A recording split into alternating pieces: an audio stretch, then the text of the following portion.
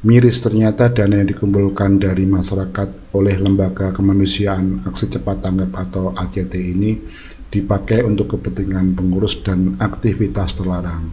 Dugaan ini berdasarkan penyelidikan polisi terhadap pengurus dan mantan pengurus dari ACT ini ya. Tak hanya itu, ternyata mereka juga diduga melakukan penyelewengan terhadap dana dari Boeing untuk kasus jatuhnya korban Lion Air. Jadi sinyalemen polisi ini berdasarkan penyelidikan awal terhadap pengurus dan mantan pengurus ACT, dan polisi menyatakan bahwa seluruh pengurus ACT diduga pakai donasi untuk pribadi dan aktivitas terlarang. Luar biasa ini mereka. Pantesan mereka tuh mendapatkan gaji yang gila-gilaan gitu ya. Ternyata dana yang mereka kumpulkan tidak semuanya diberikan untuk korban bencana alam atau untuk aktivitas kemanusiaan. Lebih banyak digunakan untuk kepentingan pengurus sendiri ya. Kalau kita perhatikan memang lembaga ini cukup luar biasa ya. Jadi mereka tuh punya cabang di berbagai provinsi itu.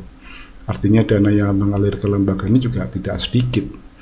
Karena menurut dugaan PPATK, dana yang mengalir di ACT itu mencapai 1 triliun dalam 1 tahun. Nah, jadi selama ini mereka bisa dikatakan membohongin masyarakat ya. Jadi mereka di mana mereka menggunakan endorser dari artis, kemudian ustadz, juga ada beberapa tokoh-tokoh, bahkan Menko Polhukam Mahfud MD pun pernah menjadi endorser untuk penggalangan dana dari ACT. Ini yang luar biasa ya. Jadi mereka memang menggunakan jalur politik, jalur entertainment, dan jalur-jalur lain untuk menggalang dana. Dan ternyata dana yang terkumpul bukannya disalurkan dengan benar, justru mereka gunakan untuk kepentingan pribadi. Ini yang menjadi persoalannya. Dan yang kedua, persoalannya adalah dana-dana itu juga diberikan juga untuk beberapa organisasi teroris di luar negeri ya, salah satunya di India, dan media India juga pernah mensinyalir bahwa ACT ini mendanai sebuah organisasi teroris di India, dan salah satunya adalah memicu kerusuhan antara umat Muslim dan Hindu di India. Artinya ACT ini juga ikut membiayai kegiatan terorisme internasional ya. Jadi kalau mereka klaim bahwa mereka itu lembaga internasional, ya artinya mungkin juga mereka itu adalah bagian dari donatur untuk lembaga teroris internasional. Mungkin itu maksudnya ya. Ya, selain dari dana masyarakat yang diselewengkan, ternyata juga ada juga dana dari ahli waris Lion Air ya. Polri menemukan adanya dugaan penggelapan dana bagi ahli waris korban kecelakaan pesawat Lion Air JT610 pada tahun 2018. Keluarga korban Lion Air JT610 kecewa terhadap petinggi ACT. Nah, ini yang menjadi concern juga ya. Jadi saat itu pihak Boeing International itu memberikan dana kompensasi ke Indonesia yang diterima oleh 5 yayasan, salah satunya adalah ACT. Jadi pasca jatuhnya pesawat Lion Air itu, nah ACT ini artinya mendapatkan dana setelah kecelakaan itu ya.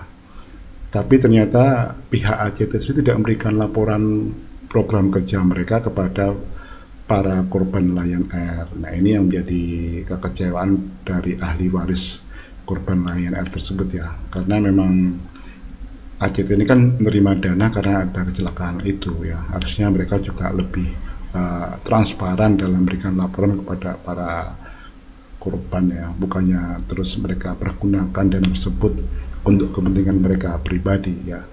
Kabarnya dana yang mereka terima itu tidak sedikit, sekitar 138 miliar, sebuah angka yang fantastis, luar biasa. Pihak kepolisian mensinyalir bahwa dana tersebut digunakan untuk kepentingan pribadi dari para pengurusnya.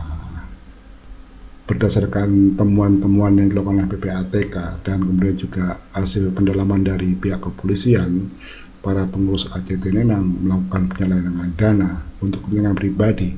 Tak hanya itu, mereka juga menggunakan dana itu untuk pembiayaan organisasi-organisasi terus di luar negeri. Ini harusnya menjadi concern kita. Jangan mudahlah kita percaya pada lembaga-lembaga kemanusiaan yang menjual air mata korban bencana alam, air mata anak yatim yang ternyata mereka gunakan untuk kepentingan pribadi, untuk bergaya pribadi.